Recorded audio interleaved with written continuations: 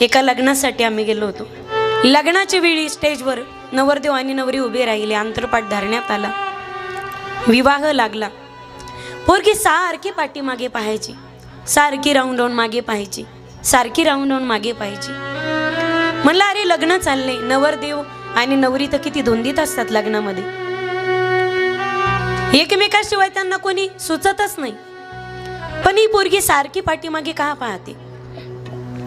सप्तपदी चालली, कन्यादान होत असताना पोरगी सारखी इकडे तिकडे पाहायची. एका बाईला मी विचारलं, काकू ह्या पोरीचं लग्न मनाविरुद्ध होतंय का? ही पोरगी सारखी इकडे तिकडे पाहते. ते म्हणे कसं आहे ताई, पोरगी दुसऱ्या कुणाला पाहत नाही, लग्न काय बळजबरीनं नाही. पण ताई ही पोरगी ना तिच्या बापाला झाली, ही 5व्या नंबरची पोरगी. ताई ही नको असताना झालेली पोरगी, एक्स्ट्रा झालेली काठी. ही पोरगी बापाला मान्य नव्हती. हिला मारण्यासाठी अनेक प्रयोग केले, पण पोरगी काय गर्भात नेली नाही. आणि जन्माला आल्यापासून बाप ना या पोरीला बोलतच नाही. आज लग्न लागलंय, पोरगी नवऱ्याच्या घरी चालली, तरी सुद्धा पोरीला एकच आशा आहे, बाप आता तरी माझ्याकडे बघेल आणि आता तरी मला बोलेल. बघा ना ताई, सारखी पोरगी बापाकडे पाहते. पोरगी सारखी बाबाकडे पाहत होती, पण बाप लांबूनच असा वटारल्या डोळ्याने त्या पोरीकडे पाहत होता. लग्न झालं ज्या पोरीचं, तरी तिच्याकडे वटारलेल्या डोळ्यानेच पाहत होता. कन्यादान झालं, साडं भरलं, रंगणात चोरणी झाली, पोरीचे पाय धुतले गेले. पोरगी सगळ्याच्या गळ्यात पडून रडत होती, बापाकडे पाहत होती, पण बाप पोरीच्या जवळ जात नव्हता. पोरगी फक्त म्हणत होती, आई बाबा नाही भेटले, बाबा नाही भेटले, सांगा ना कोणीतरी बाबाला, बाबा नाही भेटले, आई बाबा नाही भेटले. पोरगी गाडीत बसायची वेळ आली, तरी बाप मात्र पोरीच्या जवळ जायला तयार नव्हता. मलाच राहावलं गेलं नाही. म्हणलं महाराज लोकांचं लोक ऐकतात, आपण तरी जाऊन पाहावं. म्हणलं काका माझी आणि तुमची ओळख नाही गड्या. ते म्हणे ताई असं कसं, आम्ही ओळखतो तुम्हाला, तुम्ही नसताल ओळखत आम्हाला. म्हणलं काका तुमच्या लग्नाला आलो गड्या, एवढ्या वेळ आम्ही कुठंच थांबत नाही, पण माझा पायच ओढवला गेला नाही काका. अहो लेकरू किती वेळच तुमच्याकडे पाहताय लग्न लागल्यापासून. काका अहो जा ना त्या चिमणीला 2 शब्द बोला ना. ज्यावेळी शब्द ऐकले ना, त्या माणसाने लांब श्वास टाकला आणि नकळत त्याच्या डोळ्यातून पाणी आले.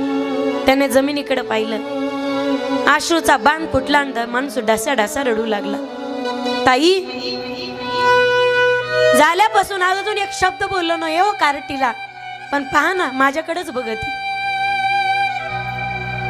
ताई 5वी पोरगी झाली असं वाटत होतं, गर्भात मारावी. अनेक प्रयोग केले, पण ताई कार्टी नाही मेली गडे.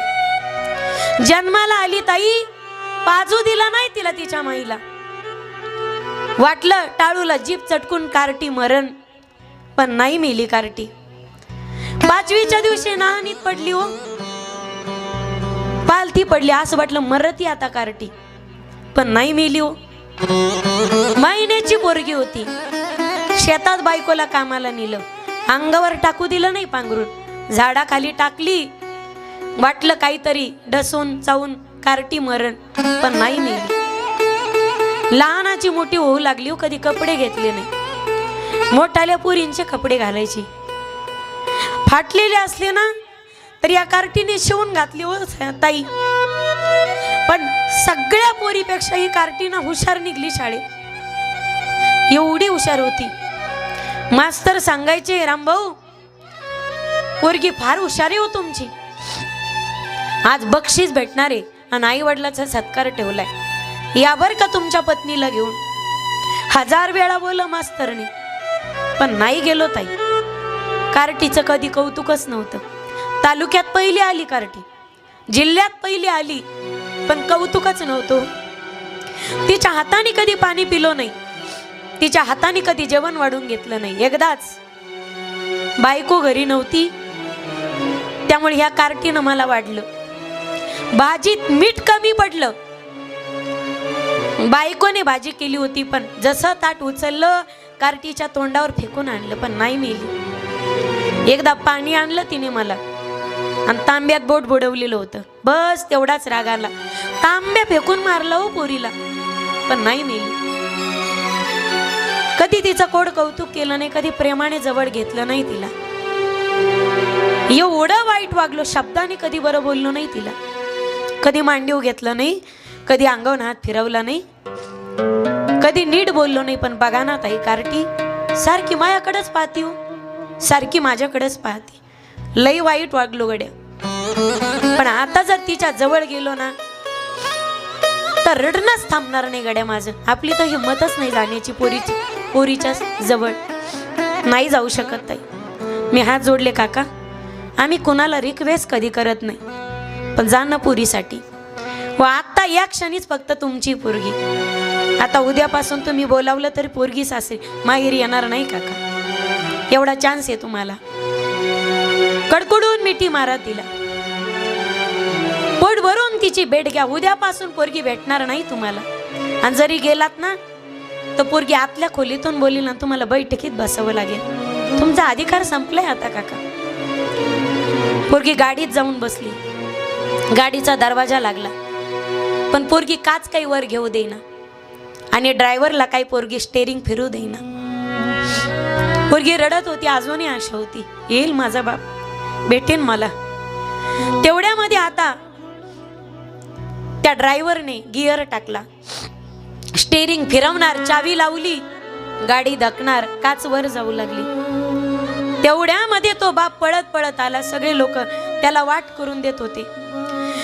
एखादी गाय जशी नुकतीच व्यायलेली असावी आणि तिला चारण्यासाठी तिच्या मालकाने शेतात न्यावं, पण संध्याकाळच्या समयाला ती गाय शेतकऱ्याने घरी आणावी, त्याच्या हातून निसटावी आणि हंबरणाऱ्या वासऱ्याचा आवाज तिच्या कानावरती पडावा. त्यावेळी ती गाय जेवढ्या आकांताने त्या वासराच्या जवळ धाव घेते ना, हंबरडा फोडत, हजार लोकातून हा नवरीचा बाप वरबाप रस्ता काढत काढत पळत होता.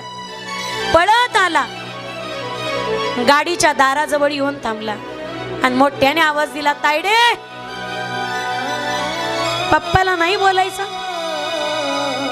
मला नाही बोलायचं बेटा, मला न भेटताच चाललीस. त्या पोरगीनं दानकन दरवाजा उघडला. जसा दरवाजा उघडला ना, धावत पळत गेली, बापाला कडकडून मिठी मारली. डस डसून पोरगी रडत होती.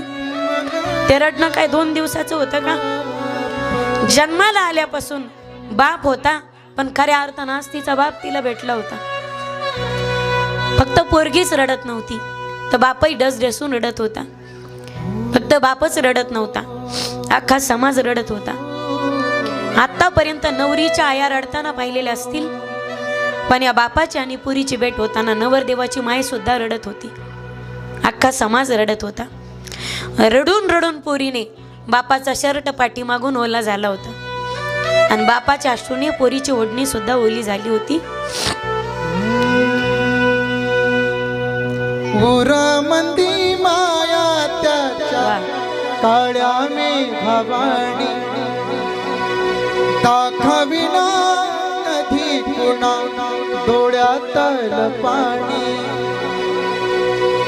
जिजू जिजू संसाराचा गाडा हाकला, वट्टा मंदी हासू जरी कणा वाकला. घडीभर तू थांब जरा, ऐक त्याची धाप र, लई अवघड हाय र गड्या. उमगाया बापर, उमगाया बापर, लई अवघड हाय र गड्या. उमगाया बापर, उमगाया बापर, लई अवघड हाय र गड्या.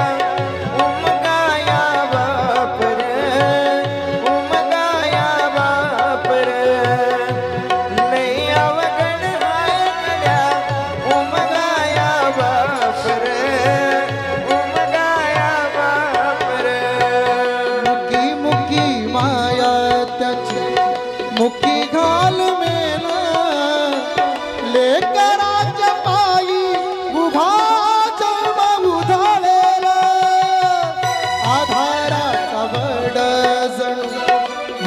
आलं आभाळ तिच्या पाचोळ्याला